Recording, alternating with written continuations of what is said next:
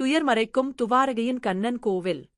குஜராத் மாநிலத்தில் உள்ள துவாரகை பற்றிய வரலாறு மற்றும் அதனுடைய மூழ்கிய நகரத்தின் கதைகள் மிகவும் ஆச்சரியமூட்டுவதாகவும் அழகாகவும் உள்ளன. இந்து புராணங்களின்படி துவாரகை நகரம் பரம கண்ணன் இறைவனால் கட்டப்பட்டது.